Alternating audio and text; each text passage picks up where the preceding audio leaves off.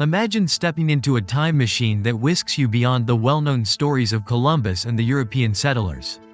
Picture this as an epic journey through time, not just to recount dates and events, but to unearth the profound tales that make up the rich tapestry of Native American history. You might wonder just how far back we're going.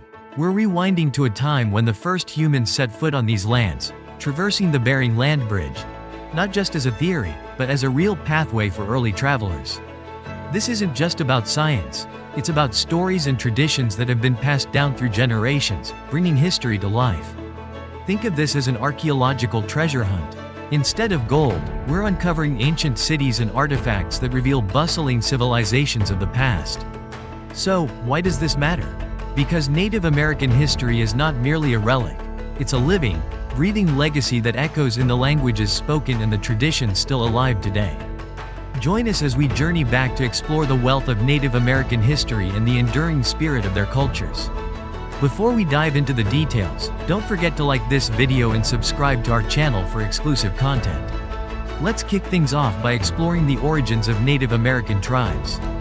Indigenous groups have a wealth of oral traditions, stories that describe how their people emerged from caves, rose from springs, or connected with the earth itself. These stories aren't just narratives, they are the spiritual and historical backbone of each tribe, linking them deeply to their lands and their shared past. For the Navajo, the creation story of Dine Bahana tells of their ancestors' journey, guided by the Holy People, through multiple worlds before they finally arrived in the glittering world. This colorful new world symbolizes a fresh beginning for the Navajo people, full of meaning and significance. In Iroquois lore, the Sky Woman falls from the sky, landing on the back of a giant turtle with the help of animals, and uses mud to shape North America. Her twin sons, Sapling and Flint, represent the dualities of good and evil, their conflict forever impacting the land and its creatures. This myth underlines the Iroquois' profound respect for animals and nature's role in creation. For the Hopi, the story of Tawa, the sun god, and Spider Woman, the earth goddess, explains how they sang the earth into being, forming men and women from their thoughts to inhabit this new world. This narrative speaks to the deep connection between creation, song, and life itself. The Cherokee believe that the great buzzard shaped the earth's mountains, valleys, and rivers with his wings. From red clay, the first man was formed, and from him, the first woman. This story highlights how deeply the Cherokee feel that humans and the earth are linked, crafted from the very materials of the land. As we explore these vibrant stories, we also encounter controversial theories on Native American origins. The Bering Land Bridge hypothesis, a foundational theory, suggests that early humans crossed from Asia to North America during the last ice age. Lower sea levels exposed a land bridge called Beringia, connecting Siberia and Alaska. Here, the first Paleo-Indians are believed to have migrated across Beringia, spreading into North America. Yet, debates continue. Did these early peoples travel by foot or boat? Join us as we uncover more stories, myths, and theories that connect us to the spirit of Native American history, a living legacy that continues to inspire and enlighten. Imagine the first Americans not strolling through an ice-free corridor but taking an entirely different route.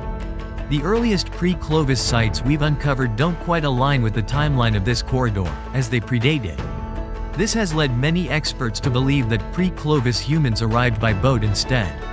The western coastline of North America was ice-free much earlier than the interior, and it's fascinating to picture these early humans crossing the Bering Land Bridge on foot, then navigating along the coastlines of North and South America in simple boats.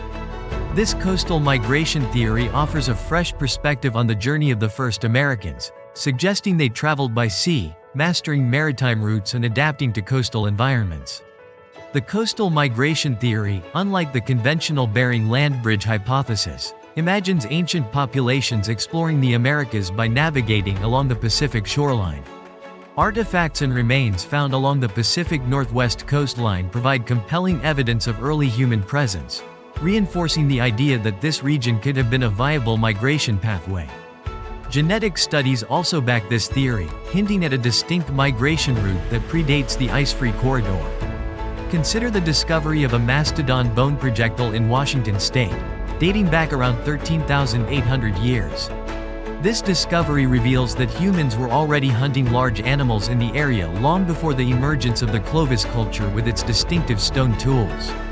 These findings collectively strengthen the coastal route theory, suggesting it as a feasible path for the initial migration of Homo sapiens into North America. Archaeologist Tom Dillahay's findings at Monteverde in Chile provide even more evidence, with human artifacts and remains dating back as far as 19,000 years. These remains, along with plant species from the Pacific coast and lithic materials from deglaciated Andean passes, point to a migration pattern linked to coastal locations. Such discoveries continue to challenge the traditional Clovis first hypothesis, which holds that the earliest Americans arrived via the Bering Land Bridge and moved southward.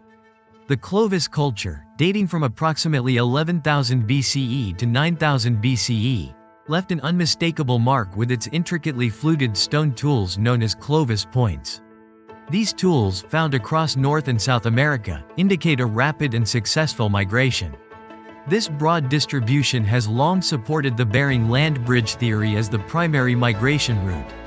However, the existence of pre-Clovis sites, like Monteverde, raises intriguing questions about alternative pathways and the possibility of earlier migrations.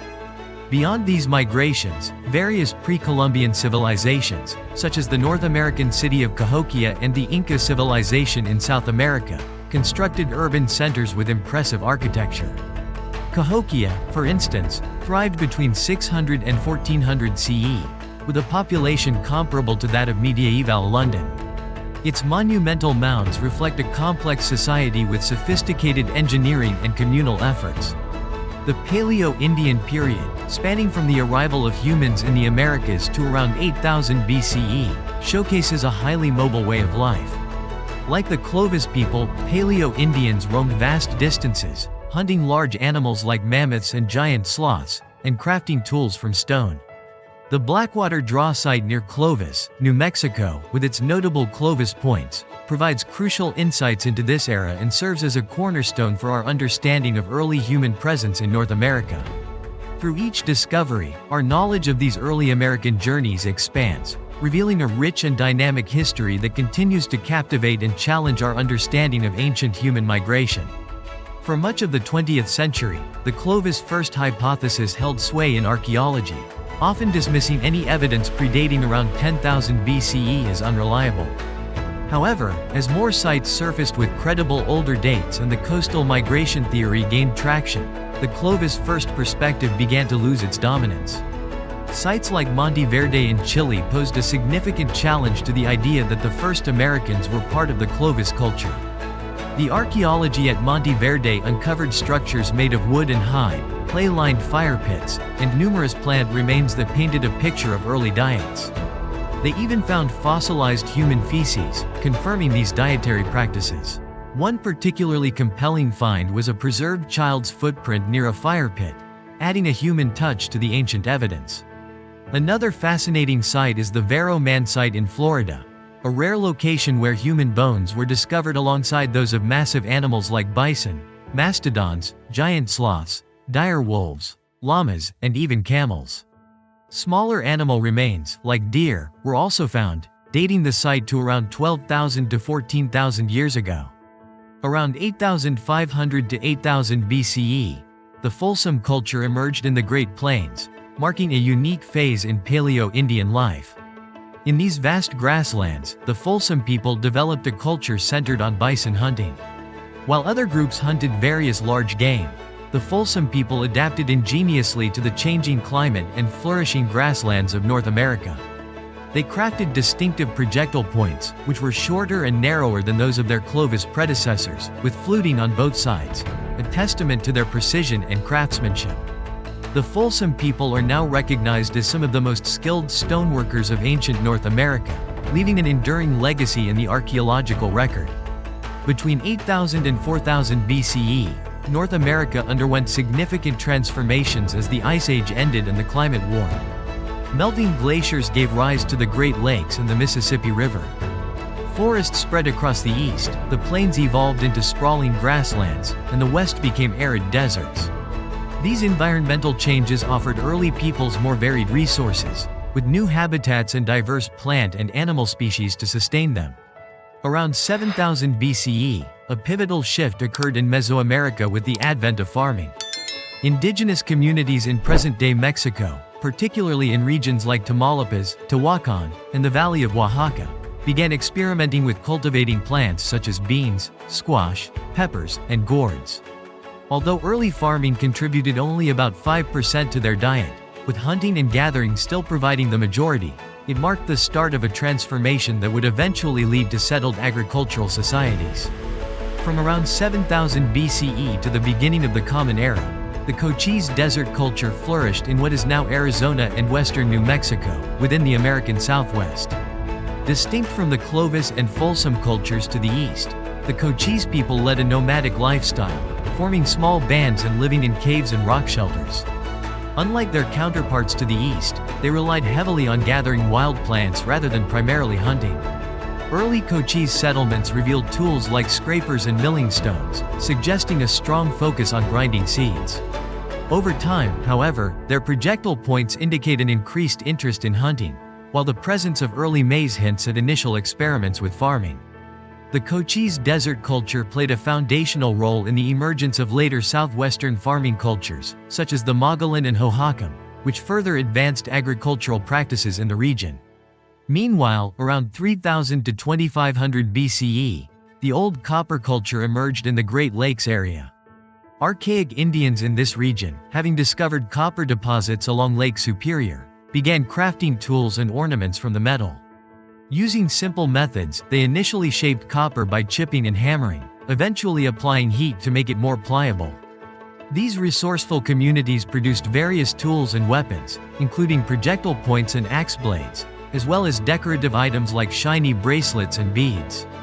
The rise of the Old Copper culture spurred a trade network spanning the eastern woodlands between 1000 BCE and 200 CE, spreading these copper goods across the region and elevating their significance as luxury items. Thousands of years after the initial migrations from Asia across the Bering Land Bridge, a new chapter began with the arrival of the ancestors of the Aleut and Inuit peoples. Unlike their predecessors, who traveled by land, these newcomers likely navigated the waters of the Bering Strait using small skin or wooden boats, as the land bridge was submerged after the last ice age. Their journey led them to settle across the Arctic and Aleutian Islands, forming communities with distinct adaptations to these cold, remote environments. Notably, due to their comparatively later arrival, the Aleut and Inuit have closer genetic ties to Asian populations than to other indigenous peoples of North America. This connection highlights the complexity and diversity of human migrations, enriching the cultural landscape of the Arctic and Aleutian archipelago. Around 2000 BCE, the early Aleut and Inuit began developing distinct ways of life. The Aleut settled on the Aleutian Islands, a chain with a comparatively milder and wetter climate than the frozen Arctic where the Inuit resided. Both groups became adept hunters, yet they developed unique village structures suited to their specific environments. This diversity among North America's early cultures showcases the adaptability and ingenuity of these ancient peoples, who forged resilient communities across vastly different landscapes. In Aleut communities, social ranking based on status and wealth resembles that of some indigenous groups on the northwest coast of the United States. This illustrates how environmental factors and geography can influence societal development over time. Moving from the northern regions to Mesoamerica, we encounter the diverse and sophisticated pre-Columbian civilizations that flourished before European contact. These Native American societies, like the Maya, Aztec, and Inca, developed complex social, political, economic, and cultural systems, leaving lasting legacies of ingenuity and cultural richness. The Maya civilization began as early as 1500 BCE, with initial settlements centered around agriculture. The Maya reached their cultural zenith during the Classic period, from around 250 to 900 CE.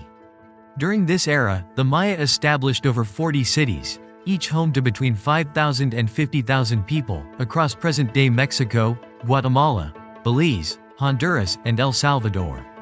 The Maya made monumental contributions to architecture, mathematics, and social organization. They developed a complex system of hieroglyphic writing, sophisticated calendrical and astronomical systems, and even created paper from the inner bark of wild fig trees. Their stunning sculptures and relief carvings also reflect an intricate and beautiful artistic tradition. The Maya religion was deeply tied to nature, with a pantheon that included gods of the sun, moon, rain, and corn. A powerful priestly class conducted elaborate rituals and ceremonies to honor these deities, often aligned with their advanced understanding of astronomy. The Maya's complex calendar system incorporated an accurately measured solar year, a 260-day sacred calendar, and several longer cycles, including the famous long count. At their height, the Maya population may have reached 2 million, primarily settled in the lush lowlands of Guatemala. However, around 900 CE, the classic Maya civilization experienced a sudden decline. The once thriving cities and ceremonial centers were gradually abandoned and reclaimed by the jungle. Scholars speculate that this decline may have resulted from a combination of factors, including armed conflicts, resource depletion, and agricultural exhaustion. During the post-classic period, from 900 to 1519 CE, cities on the Yucatan Peninsula continued to thrive for centuries, even after the great cities of lowland Guatemala had become largely depopulated. Today, many Maya people identify as Roman Catholics, though evangelical Protestantism has also gained popularity. Their version of Christianity often blends with ancient beliefs, preserving elements of traditional Mayan religion. From 1345 to 1521, the Aztec civilization dominated Mesoamerica, with its capital, Tenochtitlan, located in what is now Mexico City. The Aztecs excelled in agriculture, trade, art, and architecture, building impressive temple pyramids and employing advanced farming techniques. They also maintained a well-structured society with elaborate religious practices. The Aztecs were polytheistic and believed that human sacrifices were essential to honor their gods. They offered human hearts, which they saw as the ultimate act of reverence. Their primary deity was Quetzalcoatl, the feathered serpent, whom they credited with creating the world and bringing rain. The Aztecs embraced cultural influences from neighboring societies, merging different art styles to create a vibrant cultural tapestry. However, in 1519, Spanish explorers led by Hernán Cortés arrived and, with the help of the Aztecs' adversaries, waged war against them. By 1521, Tenochtitlan had fallen, marking the end of the Aztec Empire. This monumental shift led to the dissolution of Aztec power, but their cultural legacy endures and continues to influence Mexican culture today. Meanwhile, the Inca civilization thrived in ancient Peru from 1400 to 1533 CE, establishing the largest empire in the Americas and, at its peak, one of the most expansive in the world. The Incas conquered diverse territories, from plains and mountains to deserts and tropical jungles, demonstrating remarkable adaptability. Known for their unique art and architecture, the Incas constructed finely built structures, adapted landscapes with terrace farming, built expansive highways, and established mountaintop settlements. The Incas believed their civilization was founded by the sun god, Inti, at Tiwanaku, and that their ruler was Inti's earthly representative. This divine connection reinforced the ruler's authority and unified the empire under a shared spiritual lineage. Despite the eventual fall of the Inca Empire to Spanish conquistadors, their engineering marvels and cultural influences remain celebrated symbols of their enduring legacy. The first Incas settled in the valley of Cuzco, where they established their capital with the help of legendary stone warriors. At its height, the Inca Empire stretched over 2,500 miles along South America's western coast, encompassing modern-day Peru, Ecuador, Bolivia, Chile, and Colombia. They built a highly efficient road network known as the Capac Ñan, which connected the diverse regions of their empire and facilitated communication, trade, and military movement. The Inca Empire was a well-organized and centralized state, led by the Sapa Inca, who held both political and religious authority.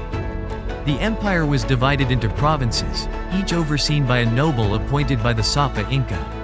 A system of tribute and labor obligations, known as mita, sustained the empire and enabled its extensive infrastructure projects. The Inca were particularly renowned for their engineering skills, especially their ability to construct impressive stone structures without mortar.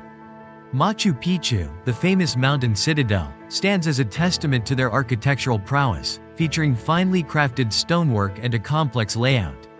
This site served as a royal estate and a religious center, highlighting the Incas' sophistication and spiritual depth.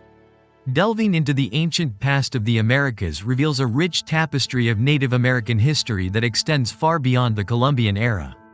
Exploring the civilizations that flourished before Columbus arrived challenges conventional narratives and showcases the advanced knowledge, unique lifestyles, and complex societies that existed long before European contact. If you've enjoyed this exploration of ancient American civilizations, please give us a thumbs up and subscribe for more engaging content. Thank you for watching, and stay tuned for more insights into the rich histories that shaped our world.